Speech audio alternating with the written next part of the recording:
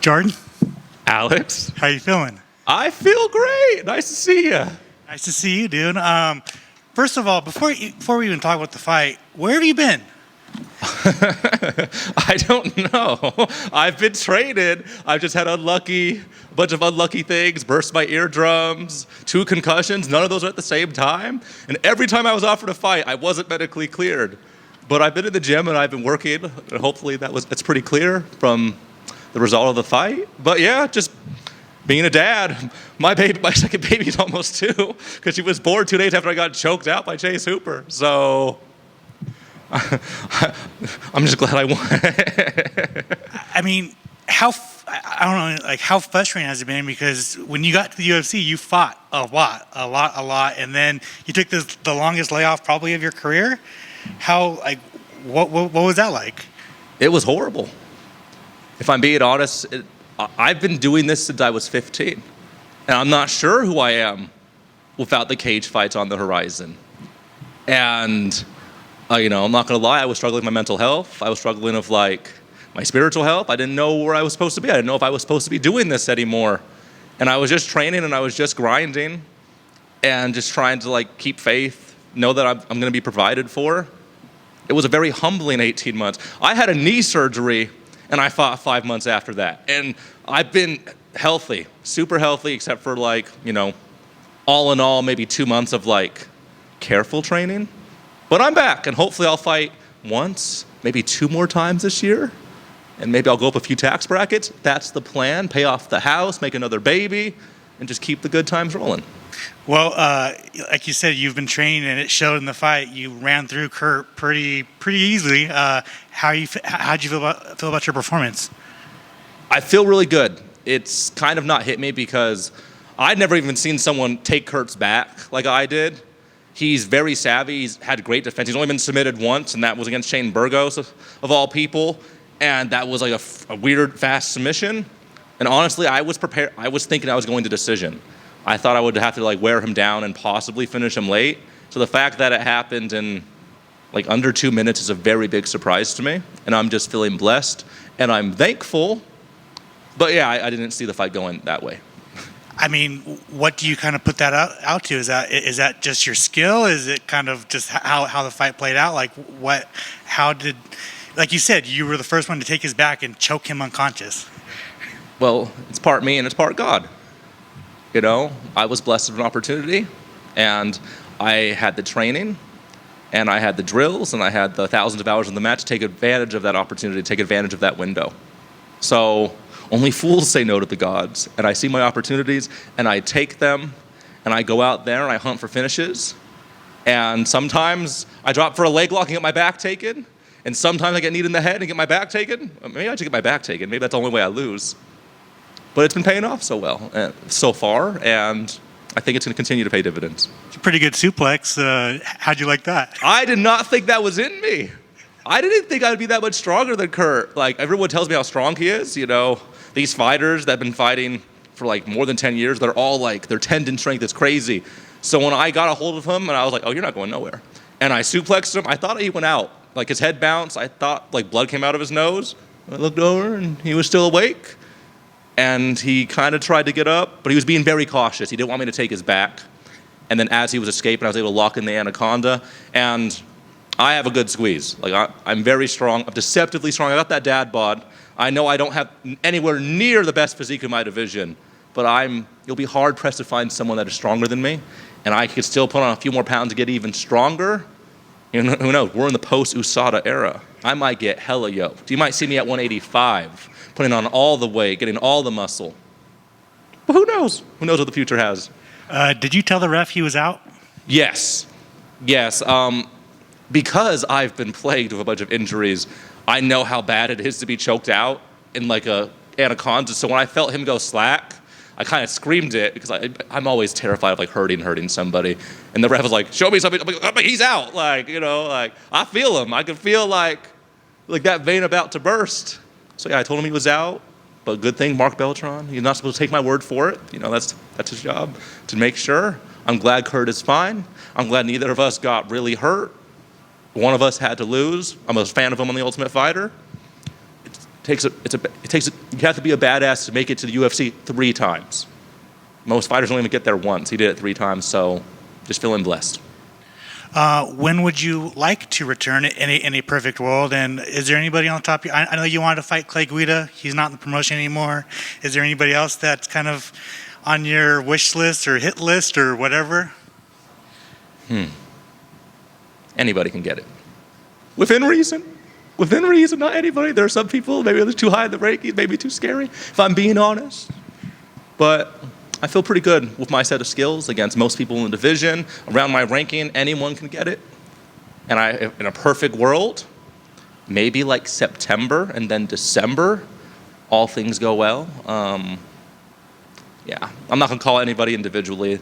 There's like 20-something people I'd be willing to fight, and odds are I'll fight one of them, and that's what I'm hoping for. What's it going to take you to fight in the T-Mobile Arena? What the hell? You know, now that I got my 4 guests, my parents, my wife, my best friend were able to watch it, you know what? I'll stay in the Apex. Just don't put me on the undercard. You know, 5 fights fall through, something like that on this card, I'm still on the undercard.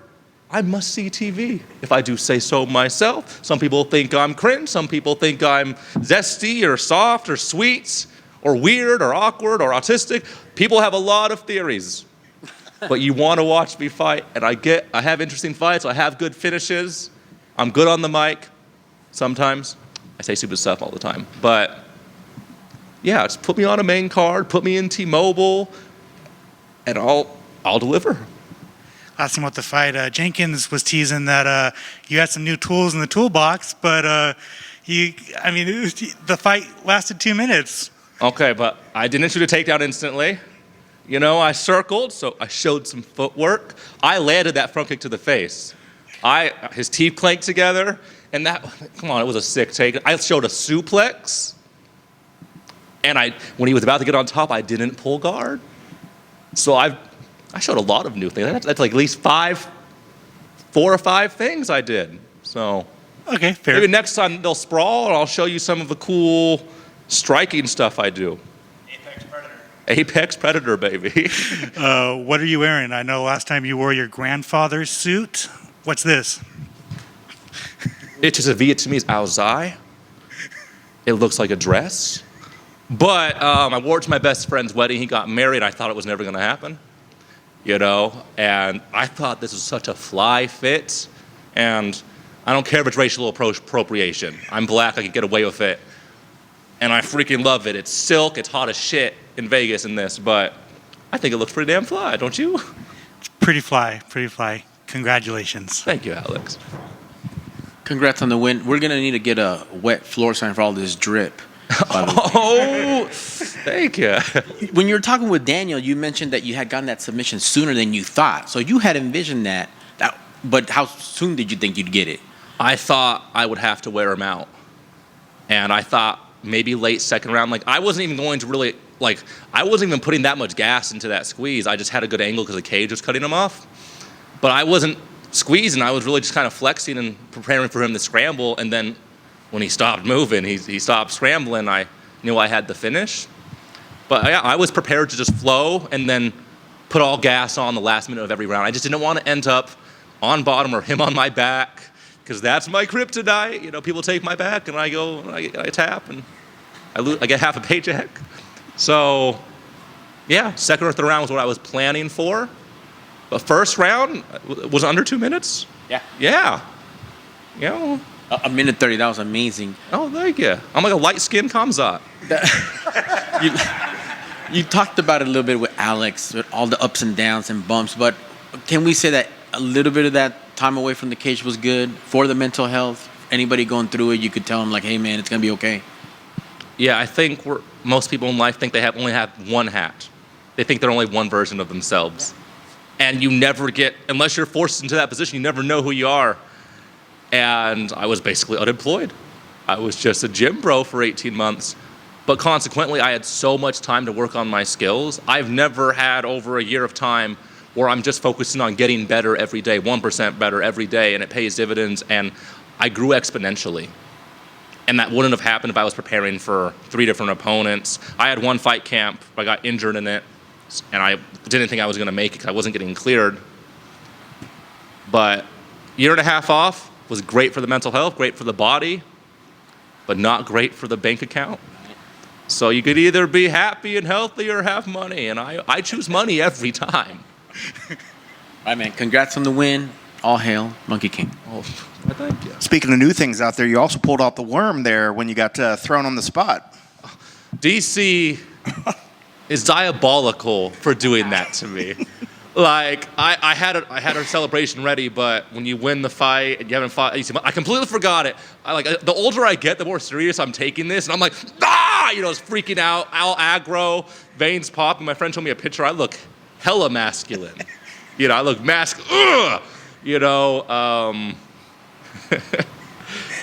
So I had something completely planned. I had to save it, keep it in my back pocket for next time. But DC asked me, and I was like, "Oh, this isn't working the context anymore. What other dancing? I can't dance. I did ballroom. I can't do that. I should have ballroom DC. That would have punished him.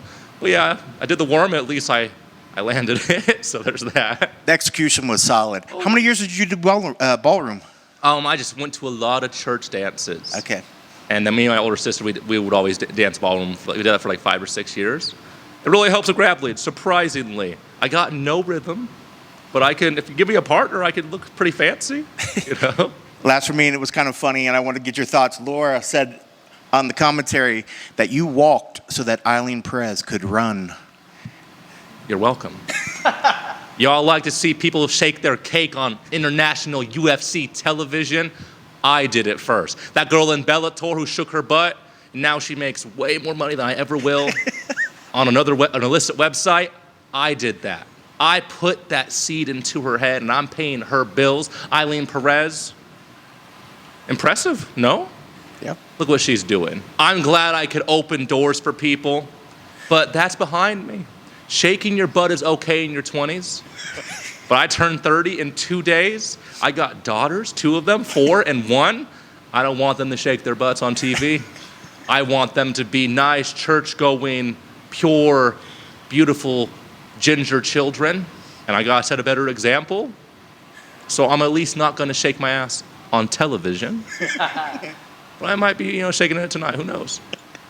Congrats on the victory. Thank you very much. How many books have you written? How many books have you read so far? You're entering June tomorrow. I have read 27 books so far in 2025.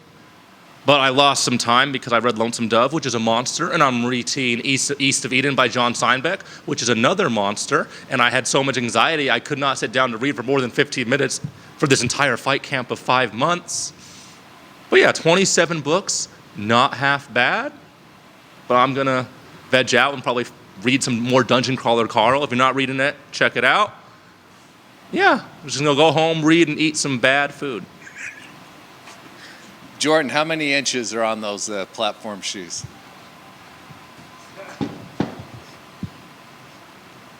Like 3.5, 4 maybe? I got big hands. 4.5. I'm gonna go 4.5. Very impressive. Well, Very thank impressive. In the cage, you mentioned that you felt like you were finally a fighter, which seems weird to us since you've been fighting in the UFC for a while. What made you say that, and what prompted that? I've always given myself an out when I was fighting. And it was easy for me not to take it seriously because I've taken no damage in my fight career, and I've been very blessed. But I always walked out to funny walkout songs because I wanted to make sure that if I lost, at least I was in on the joke. But now I'm taking myself seriously. I'm looking in the mirror and I see a fighter, and I see the person I'm growing into, and I'm still young. So I'm in my mind, I'm 1-0 right now. My career has just started. I was on tutorial mode, and I was a bum 18 months ago. I'm a real fighter now, and I'm gonna grow into an even better fighter. What was the catalyst of coming to that point? When I lost my fight, and my wife and my baby was due 2 days after, and I felt like I failed my family, and I feel like I wouldn't have failed them if I took it more serious. And Chase beat me, and he was a better man that night, but I made so many mistakes, and if I was taking it more seriously, and I was seeing myself in a more positive way, I wouldn't have acted like a fool and lost, in my estimation. And one kid, you could be a failure and still kind of wing it and raise them up. I want to have a big family, and a big family needs a strong father, a father that takes himself seriously, a father that puts his all into the work he does, and that's what I'm doing. I have never trained so professionally before in a fight camp, but it was only 5 weeks.